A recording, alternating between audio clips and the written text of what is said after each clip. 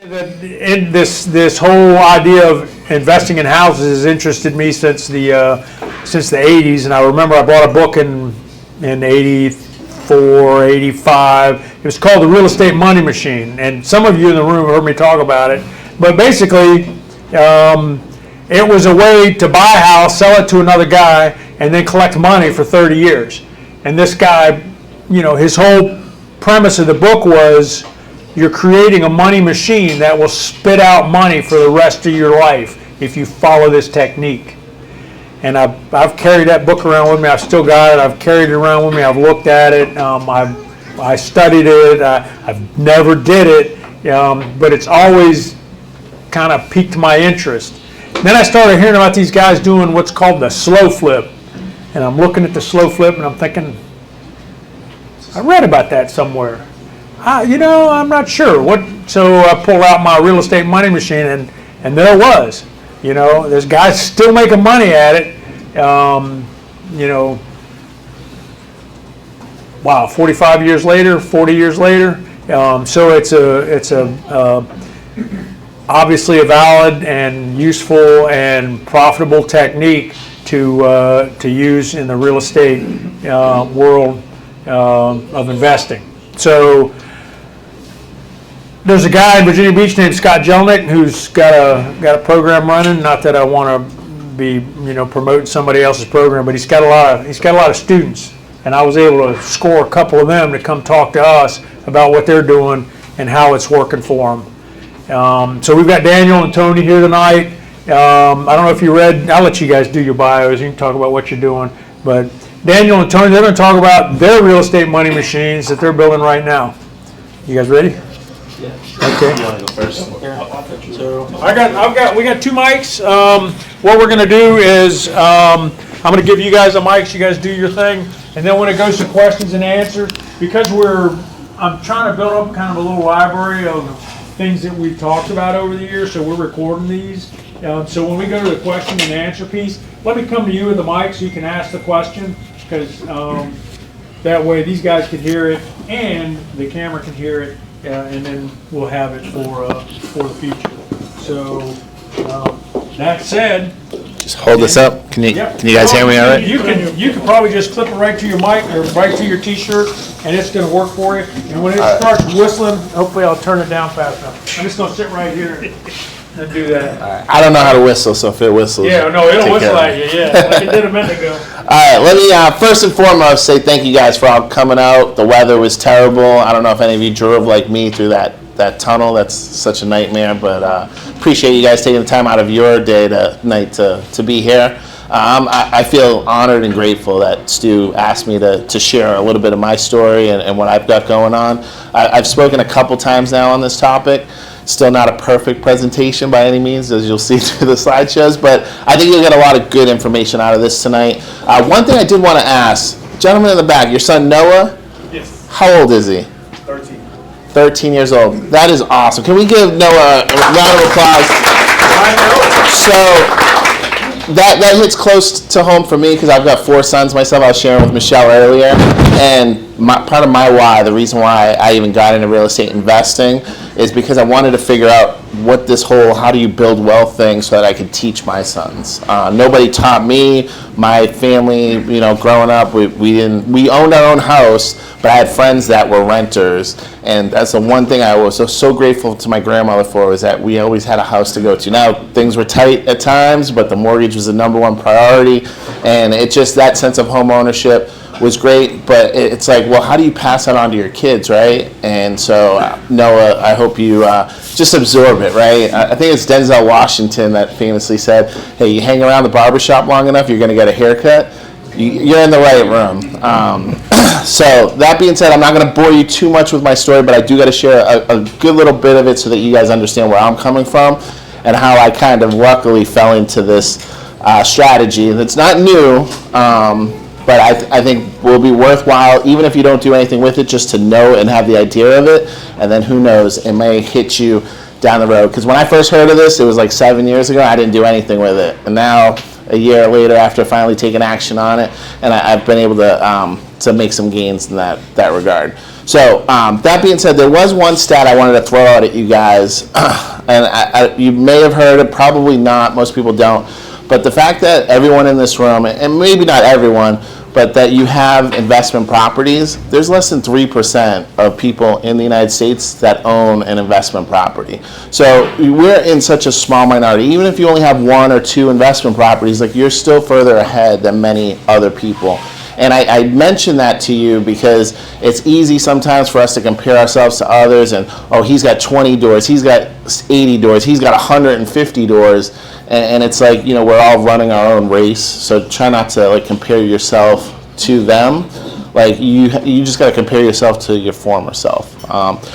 Try not to be too cliche, but I do have a couple quotes that I like to throw in while I'm talking that really hits home for me and helps me be in the right mindset as I'm going through this. Because the way my story started was I had 3 sons. I worked at a job that I hated. It was a 9-to-5, same desk every day. Just wanted to, like, I hated it. But I was kind of stuck there. I was comfortable, didn't know what else to do. And then all of a sudden, overnight, that all changed for me. I got fired. And the one thing you may not know about me is I got fired for stealing a New York Yankees hat. So that always rubs me the wrong way when I see one. Because I grew up in Boston. I would never steal a New York Yankees hat. I just wouldn't. You don't do that where I came from. Needless to say, it was the best thing that ever happened to me. I'm a firm believer, God, there's no coincidences. We have a great God that does great things in our lives. And that incident happened for me because what that made me realize was that I wasn't really financially secure in my job. That could change and be taken away from me at any time. The year prior, I'd made 70 grand. I really, truly thought that was it. I was never going to make less than that. My family, I was going to be able to support. I was good to go. And then 6 months later, no, we think you stole that hat, so we're showing you the door. And I'm like, wait a minute, let's talk about this. They're like, no, you got to go. And so that really led me to being like, all right, how can I make sure that never happens again, right? That a company, a job can just rip away my financial means to support my family. All that being said, it led me to, all right, how's everybody else doing it, right? 90% of millionaires made in this country do it through real estate.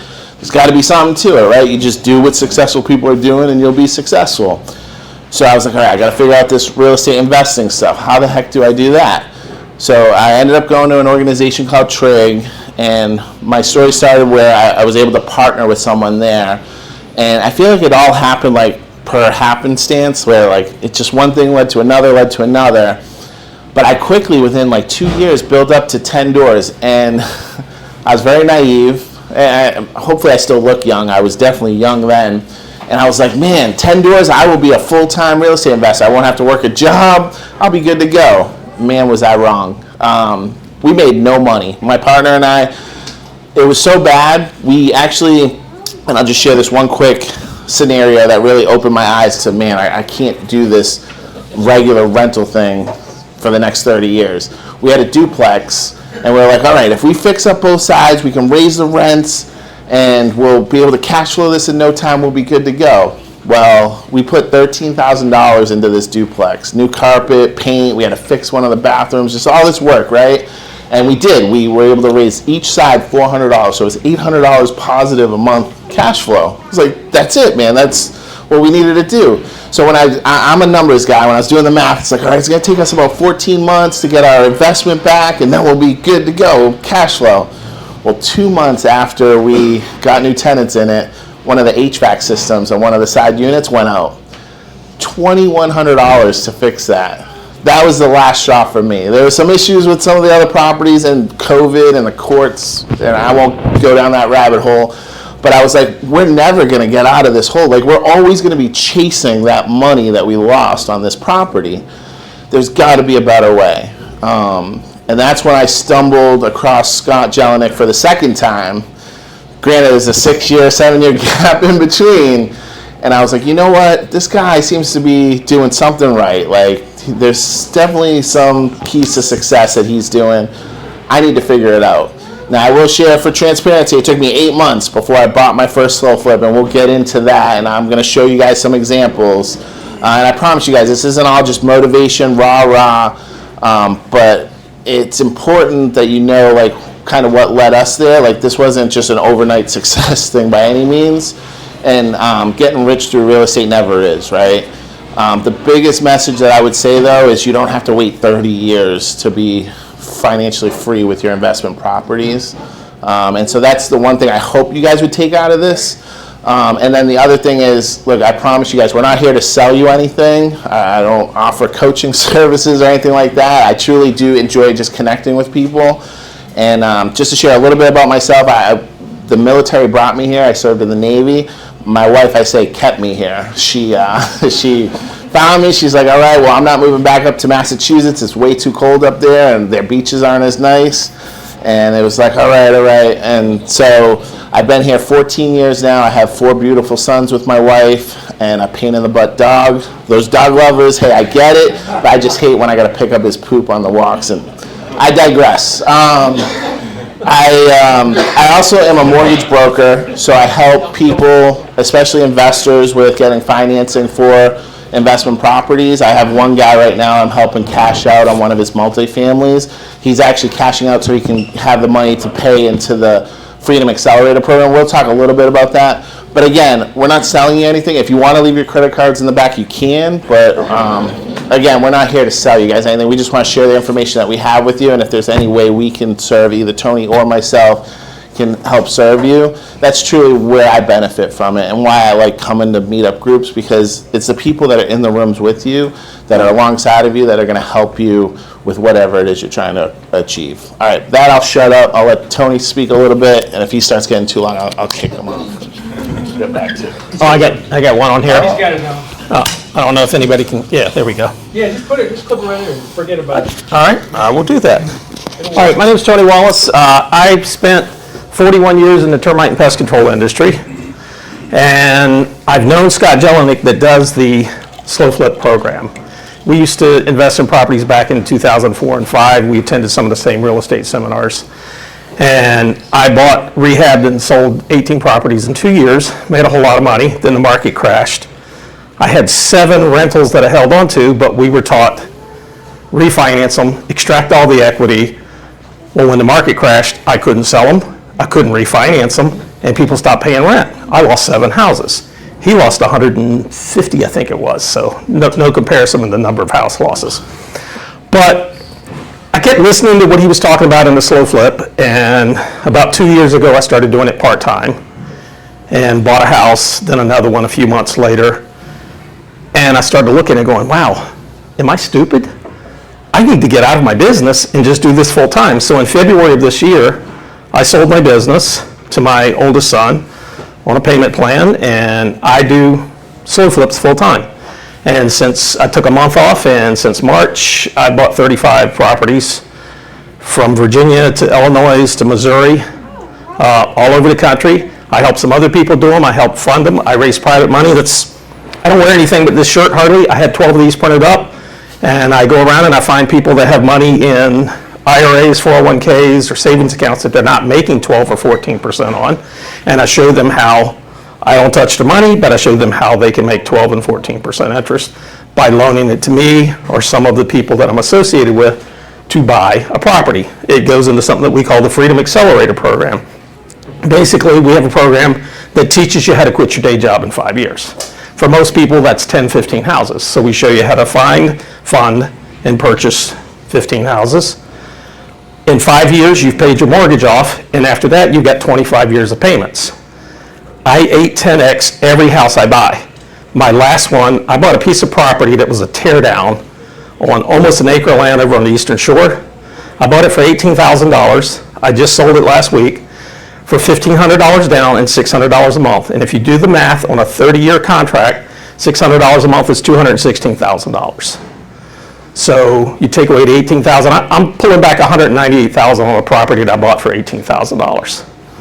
I bought one in Windsor, Virginia for $68,000. Sold it 3 weeks later for $199,000. Owner finance, 30 years. I get a $1,695 a month payment, and I sold it for $199,000. But I only paid $68,000 or $58,000 for it. So that's over $500,000 return on a house that I paid $58,000 for. This is something that can completely change your life, but rehabs can change your life too. There's all kinds of ways to make money in it. But if anybody has an interest in what the slow flip is involved in and how we do a slow flip, you can check out Scott's program. You can talk to me or Daniel. We'll help with it. There's a lot of ways. I do make some money off of funding people that buy properties because I raise private money and use it to fund properties for other people as well as my own properties. In doing that, I'll tell you how good it is. I have 3 partners that were loaning me money when I first started back in May, and after a month they came to me and said, we don't want to loan you money anymore. We want to be your partner. So they gave me $5 million to go buy houses with. So we're in the process of accumulating 350 houses for that program. And in turn, I also buy my own houses and fund people other houses. But I'm telling you, I did all the different methods, and I'm thoroughly convinced slow flip will change your life. It's great for lenders. I know you said you were loaning money on some properties. I have hard money lenders out in Missouri that they didn't like it at first, but they said, hey, we like these small $30,000, $40,000, $50,000 loans because we don't have $200,000 or $300,000 out at one time, and it's quicker returns. We may not make as much in interest, but we also don't have to go look for people to loan because I can send them as many people as they want to fund. There's a lot of people. What do we have, like 300-400 people in the program now? I think it's like 700 total. More like 7 now? active. Yeah. You know, people pay for courses and they never end up doing them. But I don't know if anybody has any questions, how much time we have, if we want to go into anything real else in quick. detail. Let me just ask you guys, who in here has heard of slow flips or knows slow flips? Because there's a few familiar faces. I know a couple of you. All right, and then for those of you that don't know anything about slow flips, those are the best ones because you're more open-minded. The ones that already know about it, hopefully you don't have a negative view already about it. What we're going to do is we're going to do a high level. He went into some really good stuff really quick for you. We're going to slow it down just a little bit and go high level overview of how it works and a little bit more about it. And again, we're not selling the Freedom Accelerator program, but we would certainly encourage you. Like I've had people come up to me and be like, well, how can I get started today?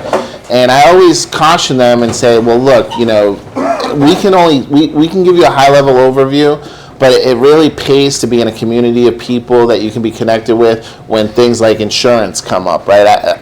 Just to share real quickly, I had a property where the insurance company I was using, they wouldn't insure it because there was boards on the windows and door.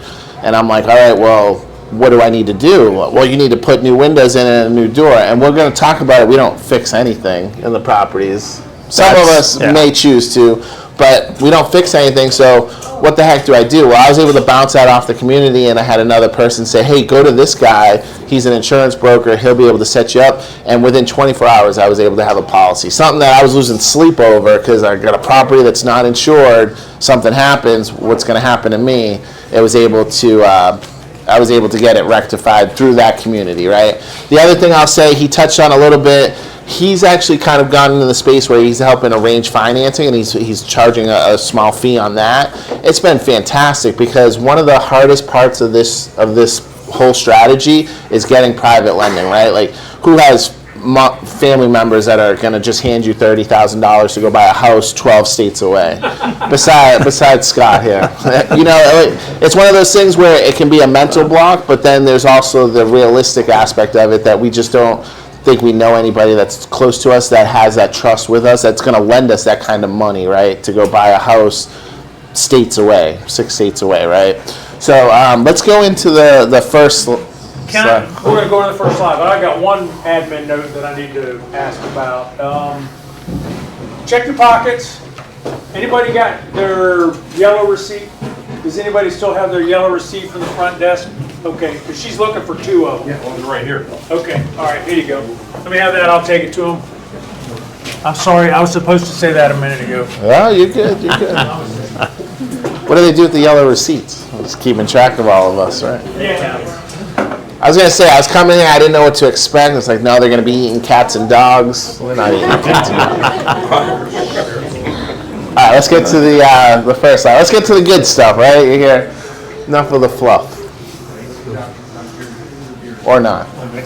Yeah. All right, so we're going to talk mostly, again, just a high-level overview of how slow flips actually work. And what I love about it, Tony did mention it's a 5-year plan before you're financially free. So the first bullet point is just saying buying properties using 5-year private money and then selling it on a 30-year term. So essentially what we're doing, and I heard him mention that some of the properties were a little bit more, it doesn't have to be $30,000, right? But typically we're giving our private money lenders a 12% return on their money because it sounds great, right? At that small loan amount, I would argue 10% isn't, there's not much of a difference, but 12% definitely sounds attractive to someone that's not in real estate and to get them to lend money to you, right?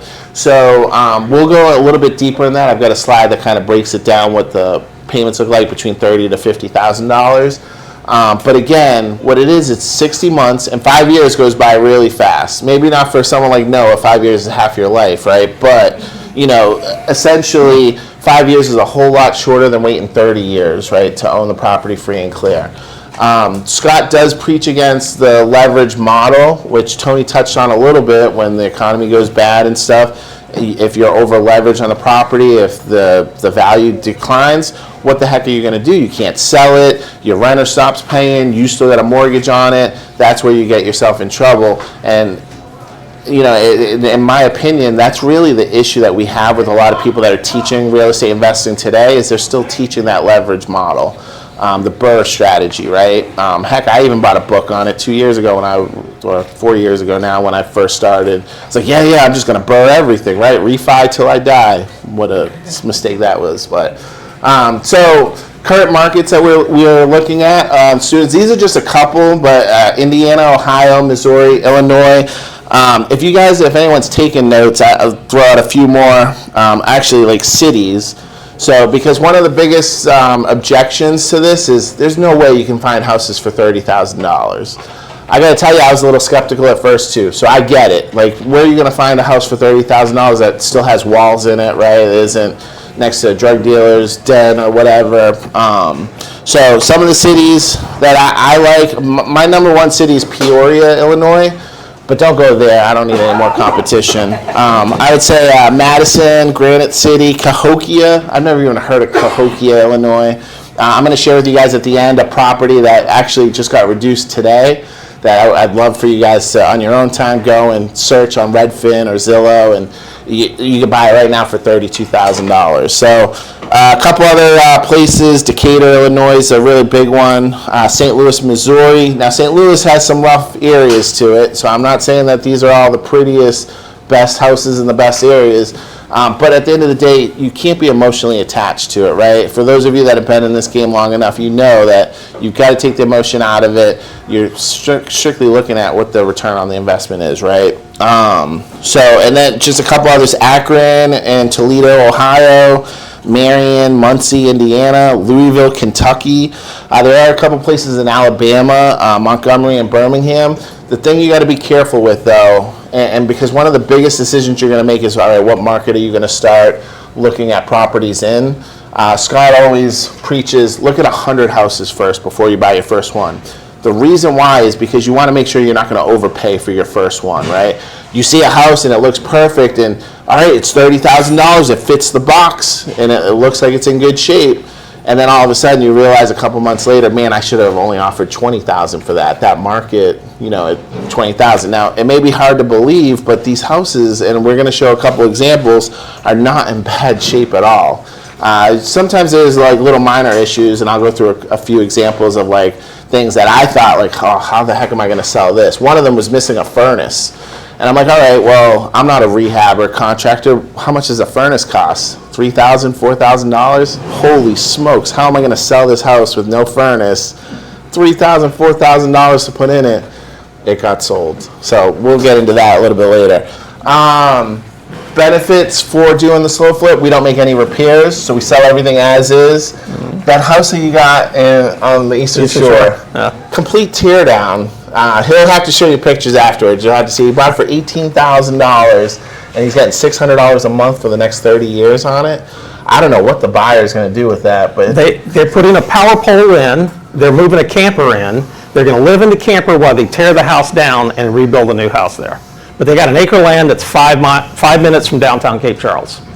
So this is the thing. Not only are you not doing repairs, but the people that we're selling these properties to are going in and making the properties better.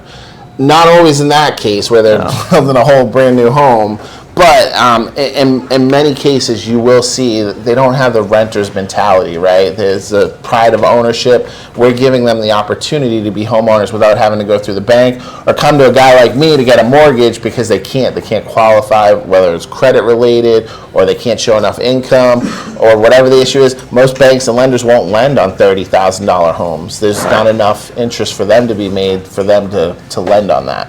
Most banks have a limit of either $50,000 or $75,000, and 1/3 of America cannot qualify for a traditional bank mortgage. So 1/3 of America is our customer. We're providing home ownership for people who wouldn't otherwise be able to own a home. The people that bought my house, the one I said I sold for $199 that I bought for $58,000, they've never owned a home in their life. They wanted to restore an old Victorian. This is an old Victorian, nice shape, 5 bedrooms, 2.5 bathrooms. Just doesn't have a kitchen because the previous owner took all the kitchen cabinets out. But they're going in and putting a new kitchen in it, and they could move it in the house and live in it the first day when they bought it. One more thing to piggyback, and I know we're giving you a lot of information at one time. It's probably like drinking out of a fire hose right now, but it's not just owner-occupants that we're selling to. My first 3 slow flips that I bought all sold to an investor. And I'm like, wow, an investor.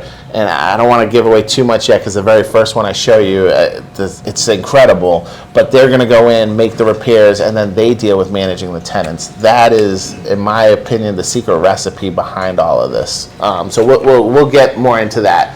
But ultimately, at the end of the day, we're just being the bank, and all our job is making sure we're getting the money every month. We don't get the money, all right, we send the notice, they don't pay, then we work on transitioning them out.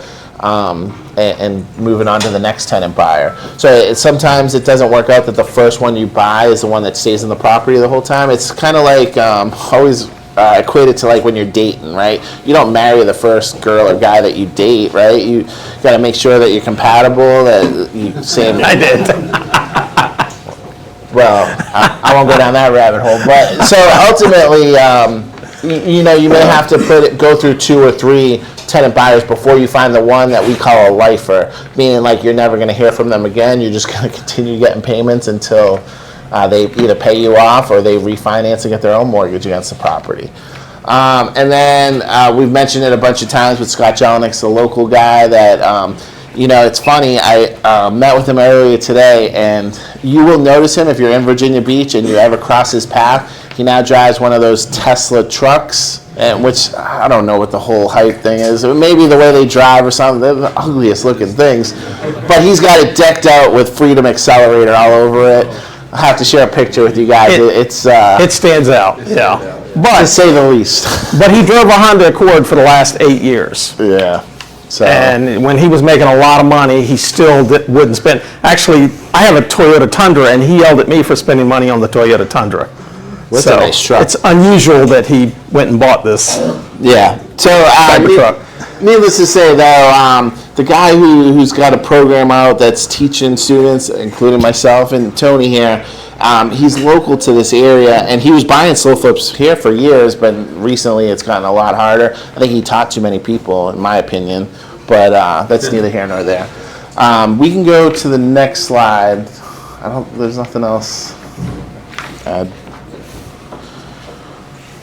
All right, so this slide is just kind of showing you guys, because there's going to be people here that just slow flips don't resonate with, right? Like you got your fix and flip or buy and hold strategies that you're doing, and you can't teach an old dog new tricks is what some people say. I would disagree, but just for frame of reference here, a fast flip, you're going to have to buy the property, and this is just an average, $250,000. You got no monthly income, and it's going to take you about 90 days roughly to fix it up, get it market ready, put it back on the market, right? With the slow flip, the price is only $30,000. We're going to get a monthly income right away once our tenant buyer gets in there, anywhere from $875 to $1,200. A couple of mine are a little less than that, and we'll go into those numbers here shortly. But the time to put it back on the market is the very next day. So as soon as we got a lockbox on it, got some pictures to post, we're working on getting it filled. So it's the difference between the slow flip and a traditional fix and flip, right? So just wanted to highlight those points to you. And let me pause here. Does anybody have any specific questions yet on anything we've gone through? We're going to leave time at the end for you guys to ask some questions too, but go ahead, sir, in the back. You mentioned select areas that you're doing the deals in now. What makes an area right for that? What circumstances creates that opportunity? Absolutely, great question. So his question is what makes that any particular market or area a good area to do slow flips. I gave the example a little bit earlier, but in Alabama, the rents, you can only get $400 a month for these properties that you can buy for $30,000. That's not going to work because your minimum monthly payment, and actually if you go to the next slide, the minimum monthly payment on a $30,000 loan to your private money lender at 12% is $667.33 a month. So call it $668. That shouldn't be the next slide, but to your point though, like your question, and to answer that is it's going to be in areas where the market rent for these properties is $800, $900, $1,000 a month rent, but yet you're still able to obtain these assets, these properties at $30,000, $35,000, slow flip numbers, so to speak. Now, like, can you find that around here? No, most properties, you're not going to buy many properties that are move-in ready, good shape for $80,000, $100,000, right? And then how much is your monthly payment to a private money lender at that price point if you're borrowing that much? Now, the thing that you have to understand is the goal of this is to become financially free in 5 years, right? So you can't do that just using your own money because eventually you're going to run out of your own money. You can't scale that up. If you can figure out the private lending piece, hint, hint, we got a guy that's working his, like, part of his business plan is to be able to help get people funding to buy these properties. That's where you're able to scale and you can buy 10, 20, I think he said 35. Did you buy 35 houses in a year's time, right? Most people are happy they can just buy a couple houses per year, right? A traditional investor that's putting 20% down, coming to a guy like me to get regular financing, is putting 20% down. And how long is it taking you to save that up, right? So I hope that answers your question. It's really those markets at the rents. Let's add one more thing to that. We also deal only where they're what we call landlord friendly. Because we sell on a contract for deed, it's 30-year financing. They don't get the deed until they pay the 30 years or refinance it. They can pay it off early at any time. But if they don't pay, we can treat them as a tenant according to our contract, and we can do a 5-day pay or quit notice. So it's an eviction rather than it's an eviction rather than a foreclosure, and it doesn't cost us $5,000 or $10,000 in legal fees. We simply go down to courthouse and file for possession. The other side of that, though, is certain states like Georgia, it'll take you 6 to 8 months to get somebody out of a property because they deal with a magistrate. So I will not buy in Georgia. There's a lot of great deals in Georgia. Prices are same thing, but I can't afford to wait 6 months to pay my investor. That's a great point. Another example of that is upstate New York. Upstate New York has some markets that you can definitely find houses for $30,000 and the rents are there. But if they default on you, you can't just kick them out like a renter. You have to actually, it can take a year or longer. We had one student, he had 3 slow flips. He went against the grain and said, no, this is where my market is. This is where I live, upstate New York. And he is getting crushed right now because their process up there, their system, just won't let you kick them out for non-payment. We got one more question right here. All right, I'm about to throw something into the punch bowl. Okay. All right, let's say I'm down for this. What about the SAFE Act, the Dodd-Frank that says, hey, you can't originate more than 3 loans in a 12-month period, or we're going to come down and do bad things to you. So how? Never had a problem, but you can always change that and just do a new LLC every time or every 3 houses. Like my partners that I have, we only keep 10 houses in an LLC. I mean, you can sell to investors all day long, but to quote unquote qualified buyers, you have to qualify them. Yeah. So because we use a contract for deed, agreement for deed, and look, I'm not a lawyer, he's not an attorney either. Yeah. You're not an attorney, right? No, we have attorneys do these contracts though. Yeah. But yeah, we haven't had an issue with that yet. And to bring that up though, I like that you brought it up because there's also now a law that just passed about wholesaling, right? That you can't wholesale more than 3 properties in a year. Right, or- without getting your real estate license. I got to be honest with you. I've seen multiple people wholesaling tons of homes, and there's no like it hasn't. And if it ever came to somebody pushing it, I would just double close it. You can always get 24-hour funding for a minimal price. You just double close it. So, to that point though, what I will say and what I love about investors is we're always looking at outside the box, right? We're never wanting to be kept into an area where we don't have any options. So they change something, we're looking for, and that's why it's so important to network with each other. Well, hey, how are you handling this? Who are you going to? What attorney are you using when something like that comes up, right? So I will just say it hasn't come up to my knowledge. Perfect example is the meeting. Every week we do a meeting, and there was Last like night, yeah. there was almost about 100 people on the meeting last night. We do a Zoom meeting once a week, and everybody throws in questions, problems they're having, things. We had Mr. Land Trust talk to us last night about different ways of setting up your properties. Yeah, so there's no slide talking about land trust, but that's one of the things going into this next year that I'm going to be focusing on is how do you put your property in a trust and then have your LLC be the beneficiary of that trust so that it's really distancing you from any repercussions if you were to try to get sued by a tenant buyer or whoever out there, right? Somebody gets hurt on your property, they're going to try and sue you because the tenant doesn't have any money. So things like that are coming up that, are still fluid, still changing, we're still learning about. I'm certainly not the one to teach you guys about land trust, but I love the concept of it. Yeah. So I'm going to learn more myself, and Mr. Land Trust last night was really I good. thought I was smart. I do an LLC, and then I put the LLC in a trust. But some of the stuff he said last night, I was like, wow, I need to do this totally different. I mean, I'm okay on most of it, but there's better ways. He's got a better way, and he's been doing it, 50 years, he said? Yeah. So, great questions. Anybody else have any other questions, or no? We're not taking any questions from the Yankee fan, but what do you got? It seems pretty lucrative to do it this model, but what are some of the cons of doing this usually? So what are the cons of... If it's any.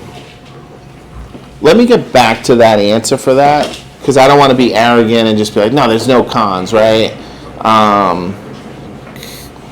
Let me get back to that answer. Don't hold me to it, though. I will get you an You just answer to brought that. one up about if they've refused to pay, you have to do the eviction process, et cetera. It's a 30, 60-day process. Right. We get them out, and we sell the house all As over opposed to again, and we get having to another down foreclose on payment. them. But it's no more con than Yeah. buy and hold.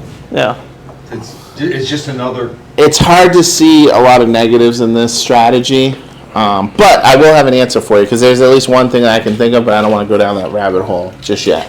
All right, guys, this slide, if you want to take a picture of it, you absolutely can.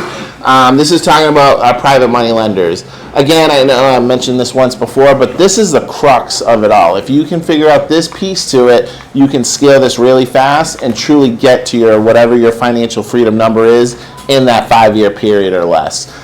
So what I did here was I broke down if you borrowed $30,000, if you borrowed $35,000, $40,000, $45,000, $50,000. If you see the amount of money back to the investor, so that's their original investment plus the 12% interest that they'll be making over that 60-month period, right?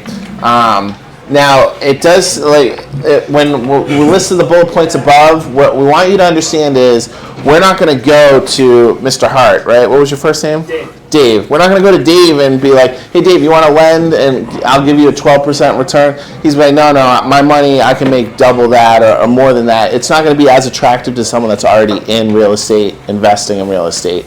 So I hope you guys understand that. What we're looking for and the ideal people are going to be family members first, because they already should hopefully love you and trust you and be okay, willing to invest with you. But people that you know that have professional, like doctors, lawyers, dentists are great, where they're not really sure what to do with their money. They're sick of losing it in the stock market, or their 401ks just aren't growing the rate they want.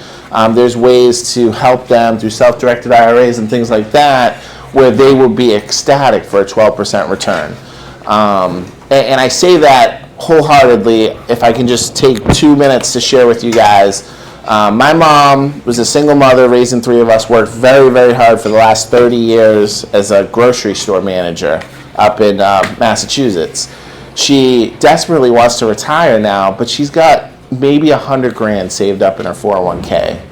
What kind of retirement is she truly going to have? She's 63 years old. She probably won't like me giving out her age, but 63 years old, and she feels like she needs to work. She has some equity in her home, but ultimately $100,000, who can imagine retiring on $100,000 and whatever the government Social Security is going to pay them, and live an ideal lifestyle that allows you to travel, enjoy time with family, going to visit grandkids down in Virginia Beach, and like, she just isn't there, right?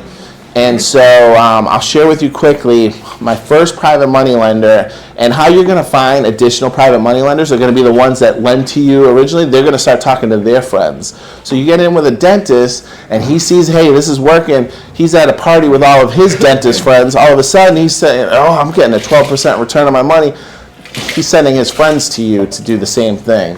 And this is exactly what happened for me. My first private money lender lady, she sent me one of her friends, and it was an older lady in the same situation as my mom. She worked really hard. She's an x-ray technician at Centera Hospital, and she feels like she's never going to be able to stop working.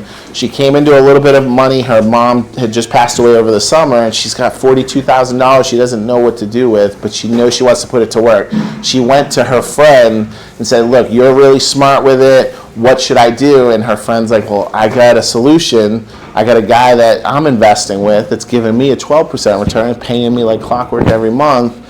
And when I sat down with this lady and listened to her story and her situation, like, it hit me right here, right? It was like, man, my mom, and guys, I'm telling you, it's not always easy, right? Especially family members, they'll be very skeptical many times at first, right, to invest anything with you. Like, well, what do you know? You don't even have one, right? It pains me because my mom is so reluctant to invest the money that she does have to try and generate more money. But I'm able to help this other lady who's in a similar situation. So eventually, at some point, I'm hoping my mom will turn her mindset around with it. But I think the way she's going to do it is seeing the success that I'm having, and then be more comfortable to let the money go so that it will bring back more money. All right, so I say all that just to say that, look, you're going to get private money lenders from the ones that you start using right away. And don't be afraid to talk to people about it. The one tip that Scott puts out that I think is absolutely brilliant is you never want to ask somebody directly to lend you money.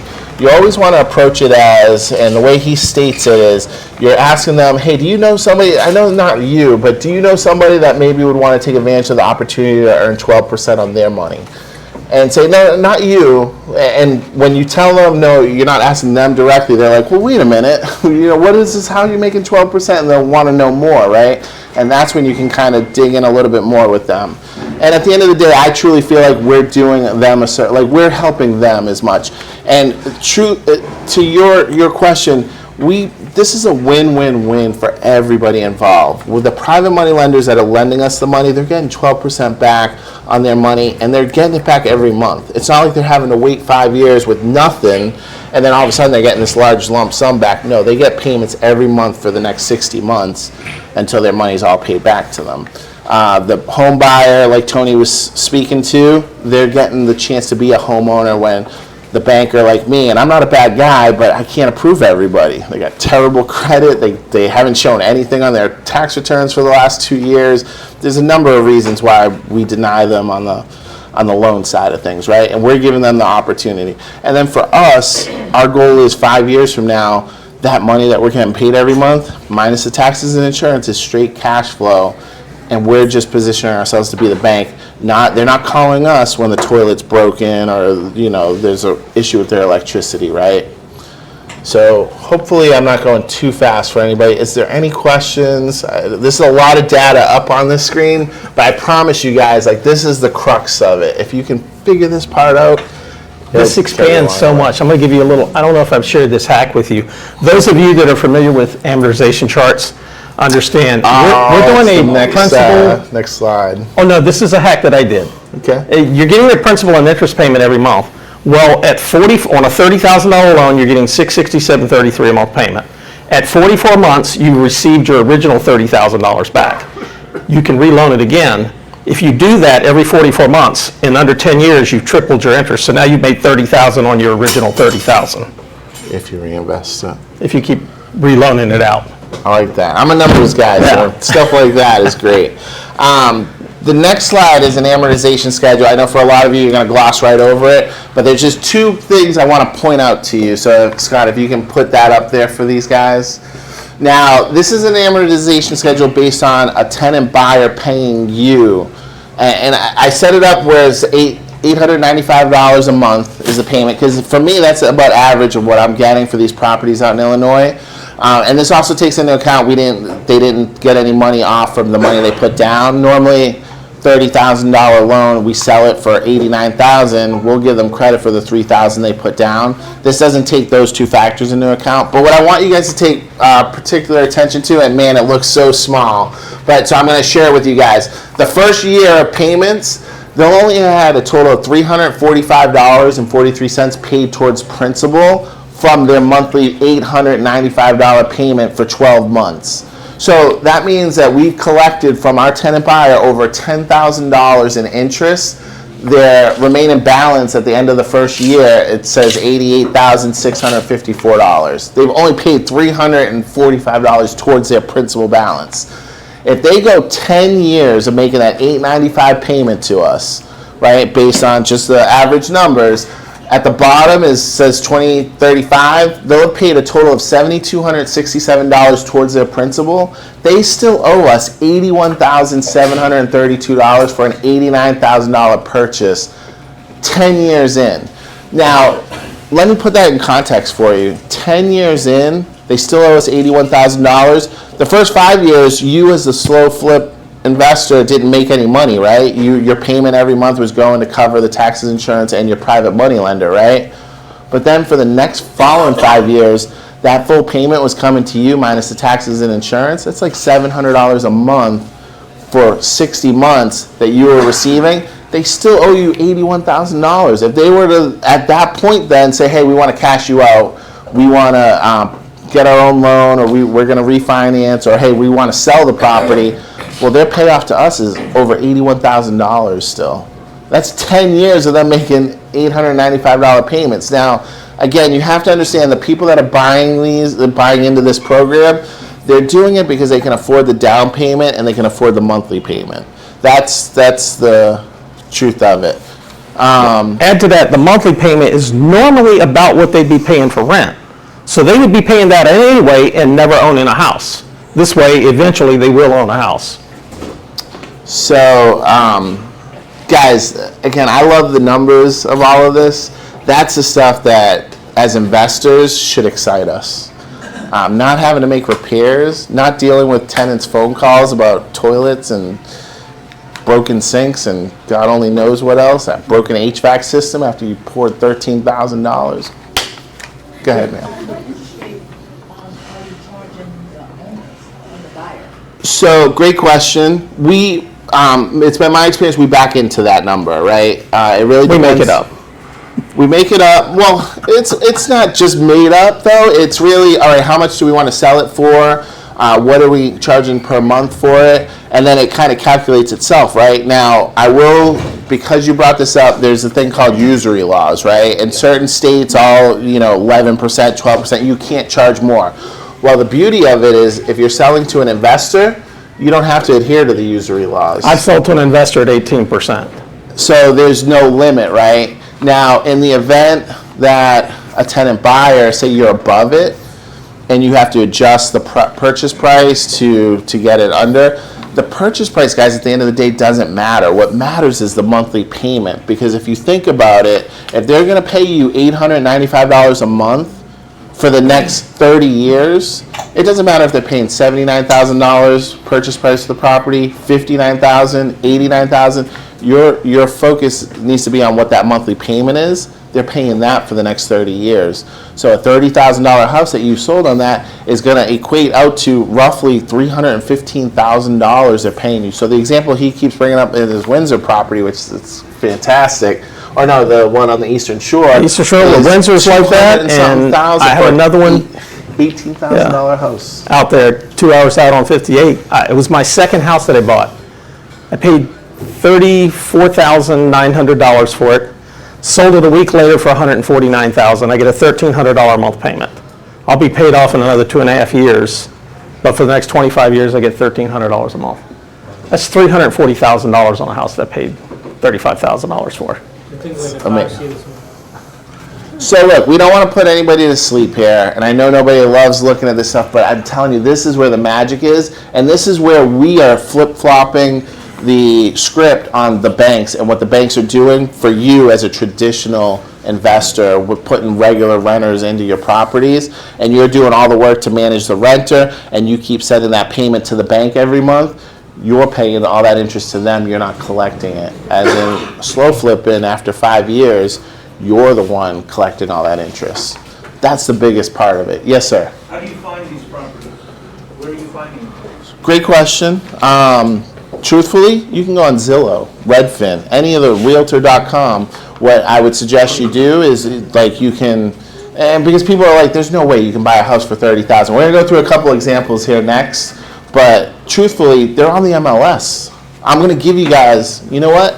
I'll give it to you guys now. A little premature, but that's all right. So there's a property I found earlier today. Just got reduced down to $32,000. If you guys want to type this address into your phone, Google search, and it'll pull up Redfin, Zillow. It's 345 E Wolcott Street, Wolcott, and it's in Jacksonville, Illinois. Jacksonville, IL.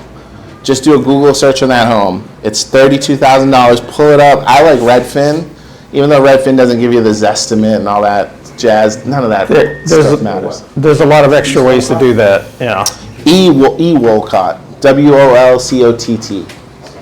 What's the number again, the address? 345. What state? It's Jacksonville, Illinois. So not Jacksonville, Florida. I know you Pittsburgh guys. And what was the street again? Wolcott Street, Wolcott. I could go look at it, or? Heck no. And you know what? What do I want to go to Peoria, Illinois for? No. Good question though. So I have, in my case, it doesn't really touch on it in the slideshow, but you won't really want to get boots on the ground there. Somebody that can do video for you. So what we do is we'll look at the photos and stuff online, but you never want to trust that. You really want to get someone that can walk the property for you.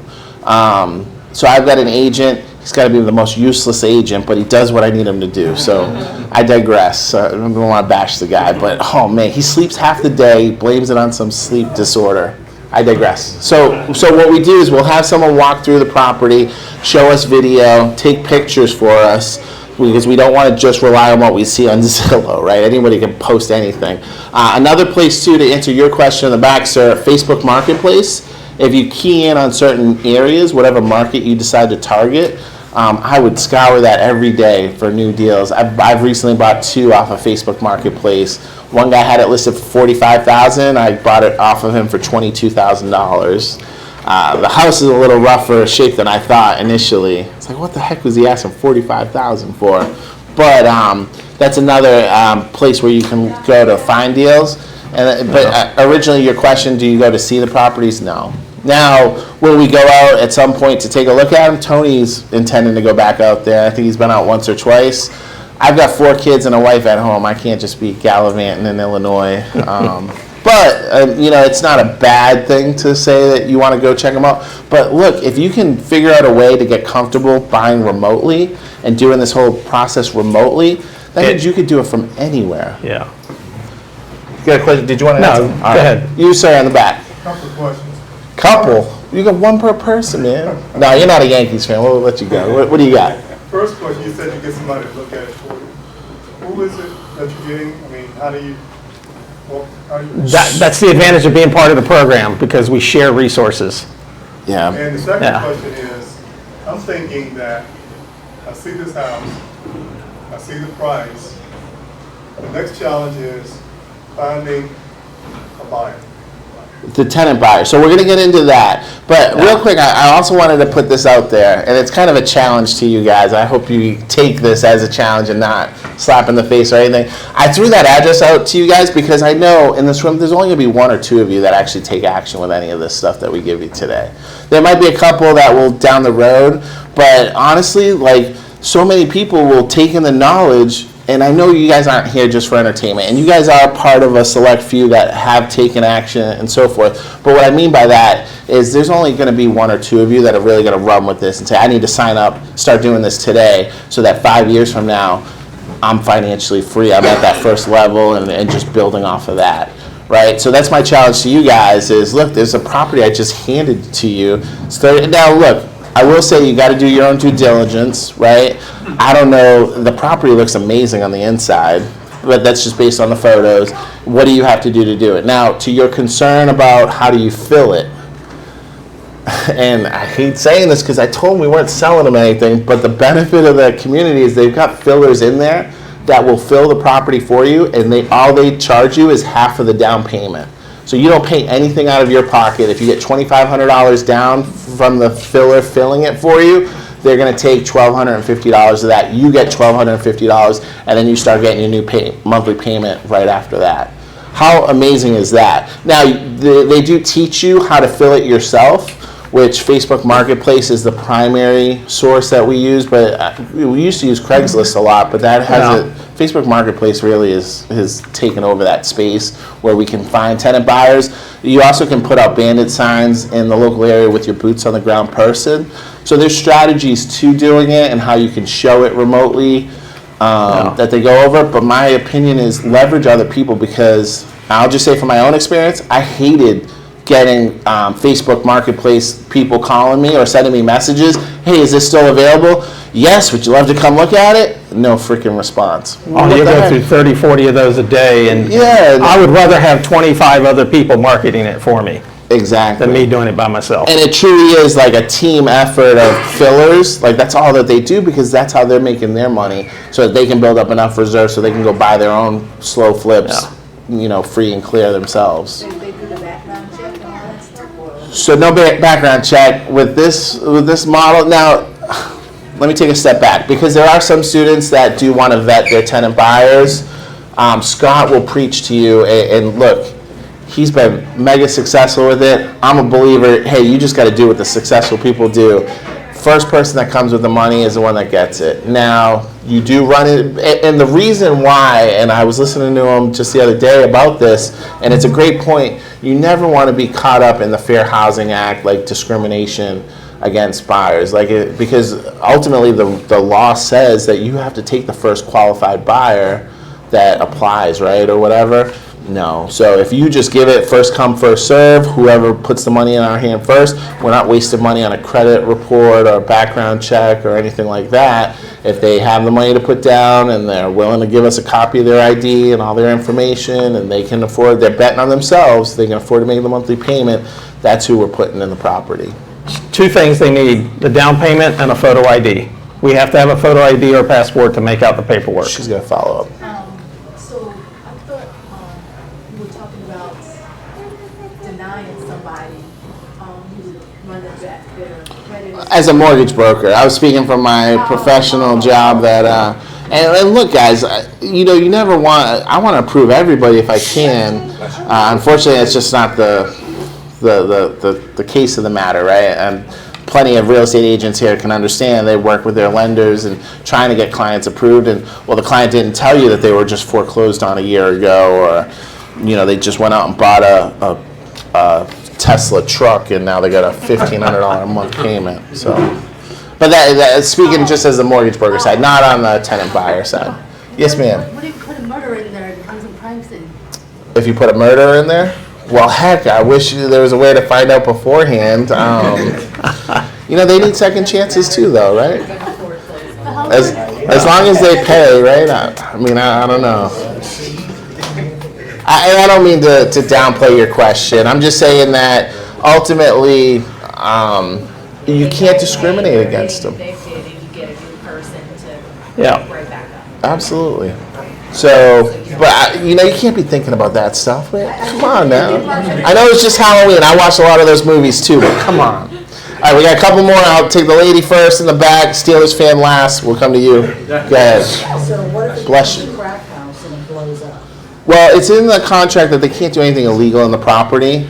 Now, if it blows up, we do carry insurance, right? Remember I told you, except the one situation where I didn't have insurance for a couple nights. I didn't tell the wife. I was the only one not sleeping, and thankfully we got insurance on it. But you have insurance to cover if something, the house burns down. Now, we do, me personally, many of the suits, it's just a liability policy. Like, we just want to cover, because we want to protect our private money lender, right? So we take the minimum amount of insurance to cover that. It's on the tenant buyer's responsibility to carry their own renter's policy to cover their own crap, and part of my language, but for themselves. Since we're getting a lot of properties now, the partnership team that I have, we just took out a $5 million umbrella policy just to cover everything in general, and it was $5,100 for the year for all of our properties. Yeah, so And it's anything not expensive. happens. These are cheaper houses. Yeah. Now, if someone murders someone in there, you may still be liable, but $500 million. Cover it. You say? Do you allow your tenant buyers to make additional payments, and if so, do you have a system that tracks the amortization changes? So it specifically states in the contract that they're not allowed to, because quite honestly, we don't want to do the math to refigure it, right? Absolutely not. But I will say, we will negotiate with them. I had a guy that said, well, hey, I don't want to just pay $800, can I pay you $1,000 a month? Abso-freaking-lutely. 30 years or, whatever it came out to be, I will take more money up front, or I want to put $20,000 down. I know it seems a little crazy, but it has come up where they just want to put more money down because in their minds they want to accelerate the payoff. Right. Man, I'm so reluctant to call on you, man. I'm so reluctant. But go ahead, what do you got, man? What do you got? Here you go. It's similar to this question. Do you guys use a servicing company for your payments or whatever? Or? So that's Slow Flip 2.0. We won't get into that tonight. I cannot wait until I have properties free and clear that I can create a mortgage myself against and then go put it with a servicing company, because that company that I lost my job 8 years ago is called Loan Care. I don't care if they hear this. I'm going to have them working for me. That is my bottom line. That's my ego talking, guys, but I'm telling you, and that's Slow Flip 2.0, I'm so excited to get to that point because, yes, you can. That doesn't make sense. Like, if you've only got 5 or 10 properties, does it make sense to do it? I mean, I'm doing it out of spite principle. Right. But maybe not. But, yeah, I mean, at some point you can do it where, and it's a servicing company that will actually work on collecting the payments for you, and if there's a default, they'll handle that part for you, essentially. Okay. Yeah. And last question. Now, if you pass away, let's say a year or two, and you got all this stuff that's going with money moving around here and there, who takes over that if you're the only business partner or whatever? If you have no business partners? So it's I'm switching over to the land trust thing, but it's all in an LLC. My kids and my wife are the beneficiary of my LLC, so they take over all of that. Now, if they don't pay the private money lenders are going to come take their home. I married a smart woman. Right. If you don't have a smart wife or smart husband, you may have to put some things in place, and I would talk with an attorney how you do that. But essentially, the business keeps going on. We're all replaceable, man. Right. So. Sorry. I did a trust, so that way everything's in the trust. So if I die tomorrow, my kids are all 3 the beneficiaries in the trust. They don't have to worry about any probate or taxes or anything like that. They just take over the trust. And then they have to start operating the business. Yeah. And then to that point too, though, on the private money lender side, the person who's lending the money, I just had this come up with the lady that funded my last deal. It's like if she passes away in her will, whoever she's willing it to, like I'm still on the hook to pay that money back, and they will continue to get their payments because I'm not going to risk losing a house for $10,000 or whatever the case may be, but they can pass it down to their heirs. It doesn't have to be kids, like whoever they leave in their will. Too. Slow Flip 2.0, we also package 5, 10, 15, 25 houses and sell them to a Section 8 investor, and then we're just getting one payment for all those houses from one person. But that's next level stuff. I can't even talk to you guys about that. Can you guys take one more question? Sure. The 44 months intrigued me as getting your money back. I look at this as one of the Well, biggest your problems- initial initial money. one of the problems is this, okay, this all is great. The whole idea is to pay back the money loan, the investor back within 5 years, and then I'm getting all the payments. But what happens if in year 2, your tenant buyer goes, hey, my mother-in-law just died, I got an inheritance, I want to just pay it off and move on. Do you then end up in any kind of a situation where you don't have enough money to pay back your hard money loan, or do you calculate it correctly? We sold the property for way more. I mean, Okay, because that's the only thing, it's like, oh, wait a minute, the loan ends early. We bought property for $30,000, we're selling for $69,000, $79,000, $89,000. Okay. And Answer they the can pay it off question. next year if they want to. Thank you. No, it's a good question though, because it doesn't normally happen, but it has happened, right? And so that's to the detriment of the private money lender, because they want it to go the full 5 years so they get the full amount of interest paid back to them. But at that point, you would just have that discussion with them. Hey, look, reinvest it. I got this other property I'm picking up. We'll put your money right back to work on top of what you already owe did. them a guarantee of 5 years, you just. Well, 12%. And if the loan ends early, then you get to walk out of it. But And I've pay had them off. one that did pay me off 12 months later, and I paid my private money. The full amount. Full amount. He Okay. made all the profit that he. Oh, okay. Was agreed to in me. 5 years. I just do that because I want everybody to be happy. There's so much money here that we can share the money. Okay. Don't Thank be you. greedy. Never count the money in another man's pocket. Absolutely. All right, if we want to go to the next slide. And look, guys, I'm not going to bog you down with the details, but I did put up a couple. Oh, this is just hilarious. Halloween. What was the horror movie lady? There you go.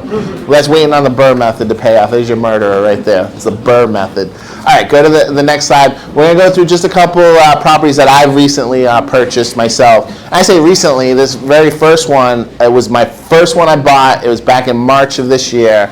You guys can look up the property if you want. This one was actually listed for, I think it was $45,000. Now, if you look at it, guys, this one was actually a bit tore up, but I loved. I mean, it already had LVP, the plank flooring, right?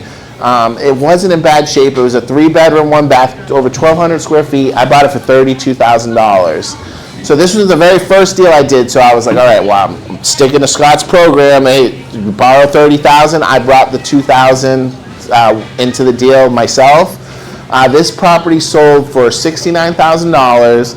I'm getting $730 a month, and I think he put down $2,000. Now, this was my very first one, so I was just excited to get the tenant buyer in it. It took about 3 weeks, so 21 days to get it filled.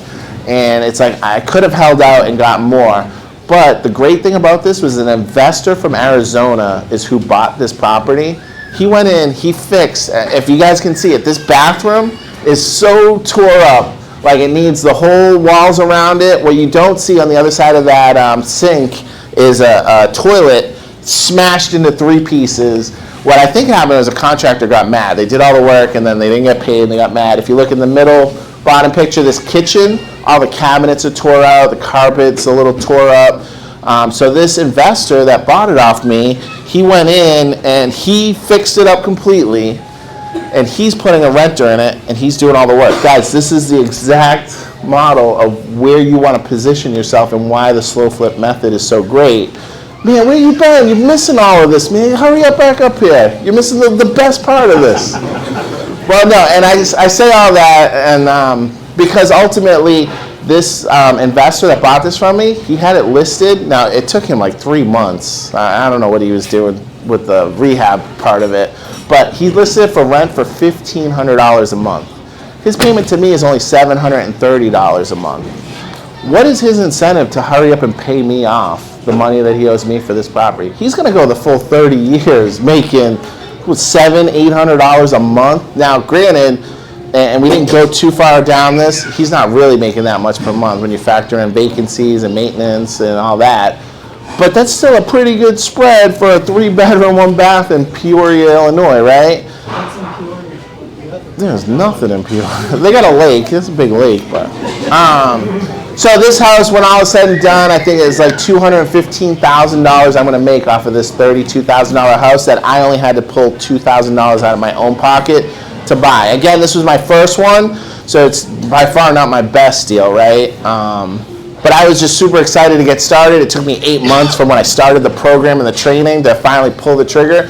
Because again, I think I was you, Michelle, earlier. I was talking about buying the first one is the hardest, man. Once you buy the first one, you see that it actually works. It's not just two old guys up here spewing this stuff at you.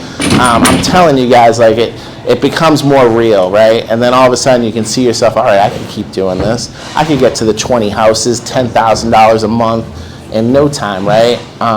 So if we go to the second case study, this is one that I bought, and I mentioned it a little bit earlier. Again, this house is in really good shape on the inside. Now, a couple things with this property. This is the one that I had the insurance issue. See the boards on the windows?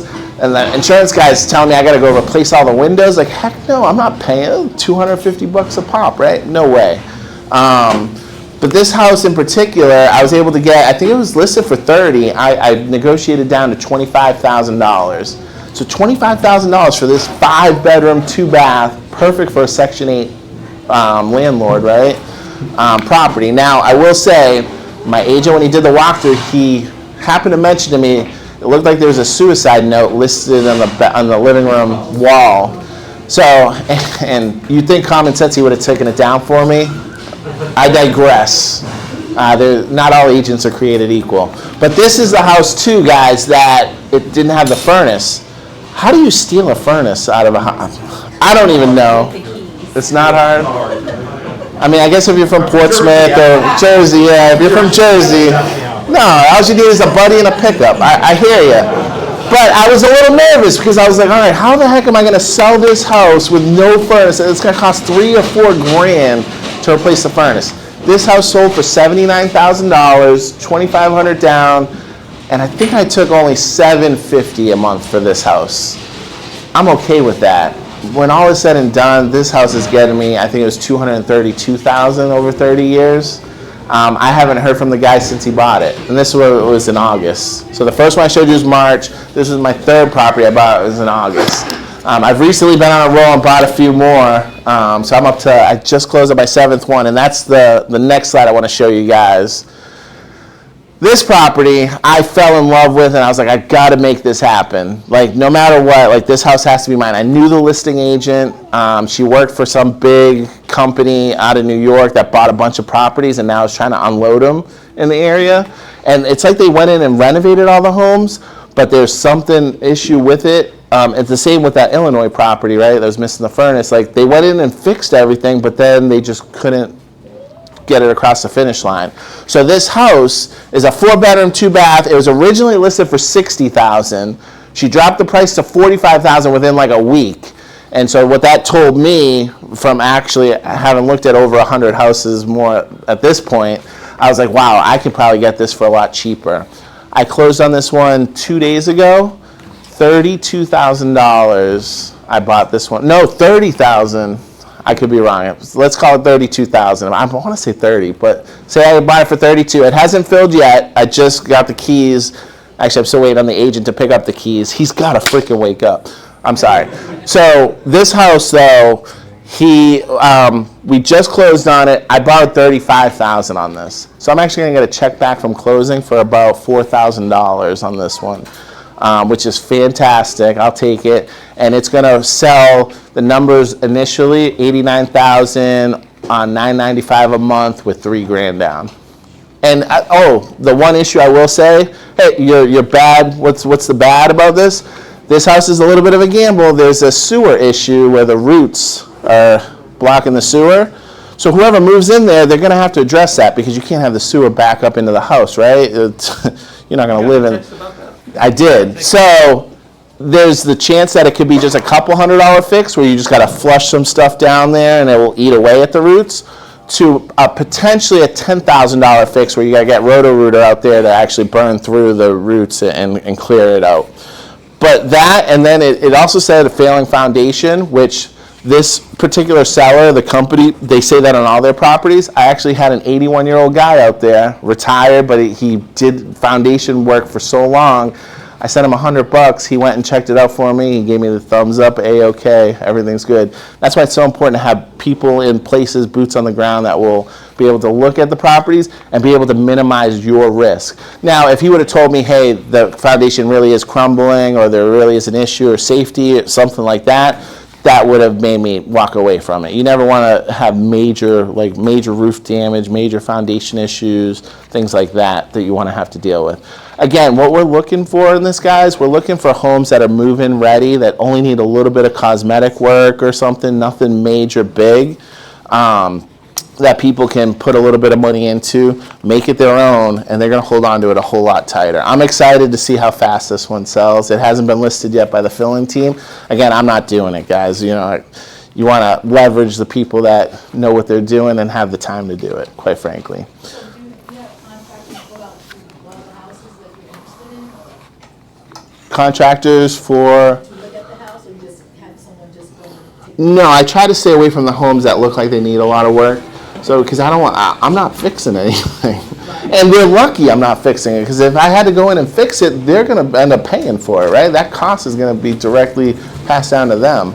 So if they ever bring it up, well, like trying to negotiate a lower price or something, no, I'm not fixing that. You're lucky I'm not fixing it, because otherwise I'd have to charge you an extra $5,000. You could probably get it done for $2,000. Wouldn't it make more sense for you to just take on the risk yourself and fix it up yourself?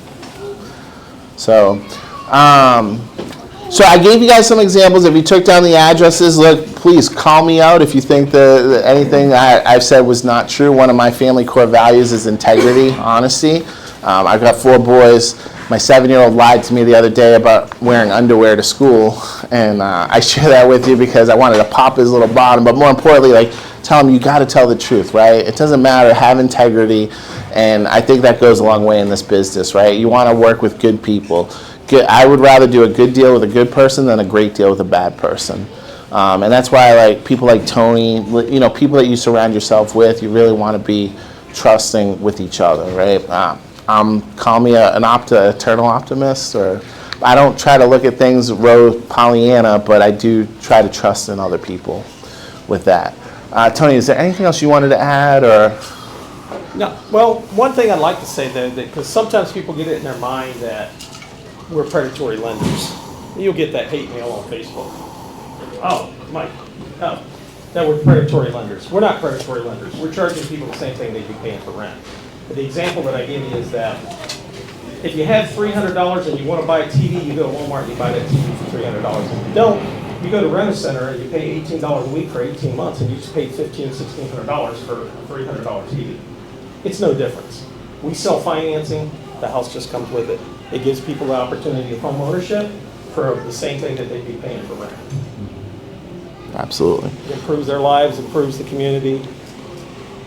No. One last thing I want to say to you guys. Again, thank you. It looked like everyone stayed awake. Stu, I saw, Shane was nodding over here, but we won't give him too much.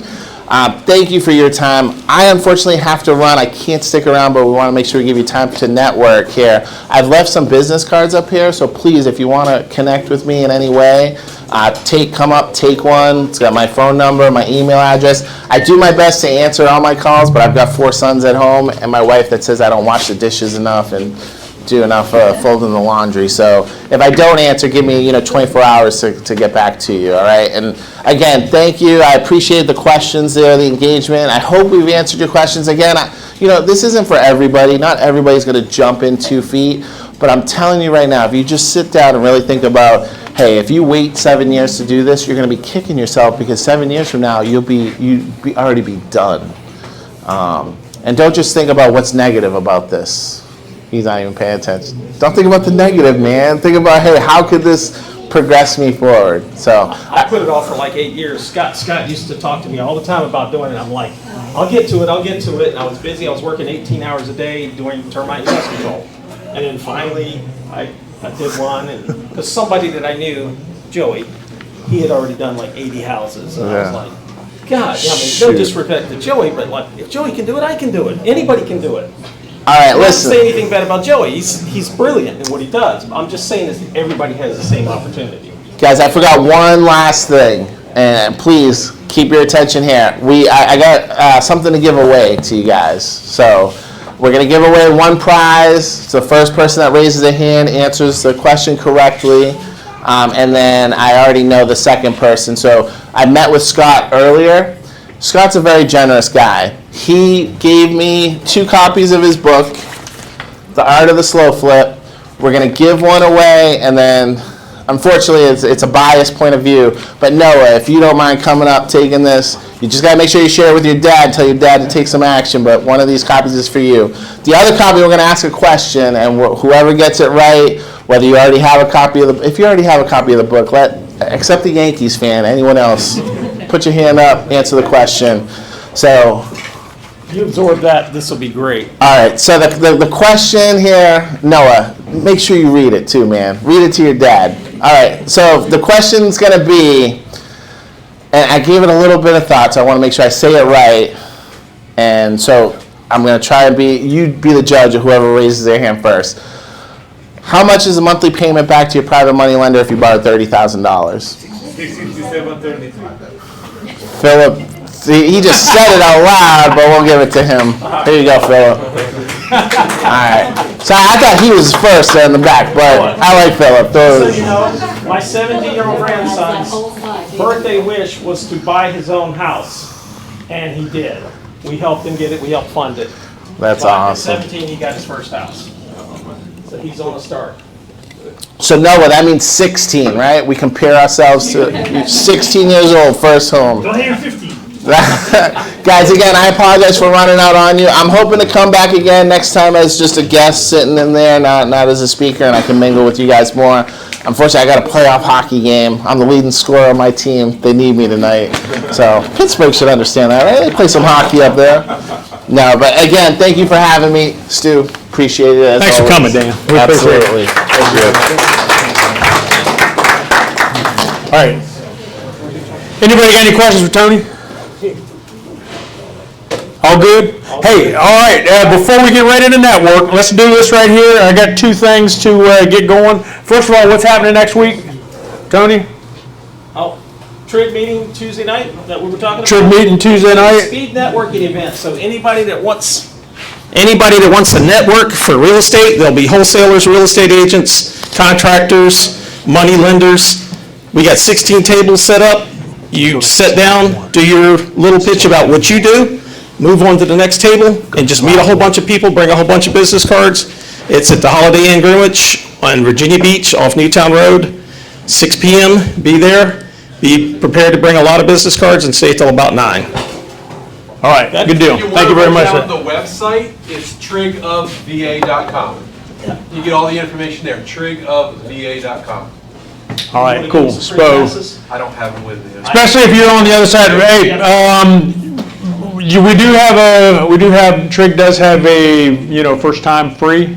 It's a membership organization, so first time free, you don't really need the cards. Just sign up. If you've never been before, you're getting in, they're gonna let you in the door. Next thing is, I wanted to remind everybody, December for us is our network and planning Christmas party. So between now and December, I need you guys to think about what you want to hear next year. I need you to come with good ideas. Tell me what you want to learn about, who you want to hear. If you heard somebody at another RIA and they were really great and you want to bring them in here, come in December and let us know. I'll also send out a survey form, so if you can't make it to that meeting, you can let us know in a survey, but I'll send you an email to send you a link to that survey. The other thing is, don't forget to sign in if you didn't sign in tonight. Here's our QR code. Please do me a favor and hit that up. That way because I'll be up front. I capture your email address on this, and that's how I use to get back and let you guys know in the future what we got going. What you got, Kim? Toys for Tots. That's a good one. Toys for Tots in December. One of the things that we like to do is bring a toy, and we'll make sure some kid that is deserving of a toy at Christmas will get a little something either in his stocking or under the tree that he might not have gotten sometime before. I think that to me is it's a good way for us to give back to the community and let people know that we care. All right, with that said, any last minute announcements, anything you guys want to throw out there? We're good? I'm going to stick around and have an ice cream. I said that out loud, didn't I? I'm sorry. I'm going to stick around and network and clean all this stuff up, but stick around. We got another half hour before they kick us out. This is a great place to network with people doing what you want to do. So if you're a newbie, get with somebody who's got experience and ask them how you can become the experienced guy in the room so that the next guy can come up and ask you how you're doing. Thanks for coming. We'll see you next month.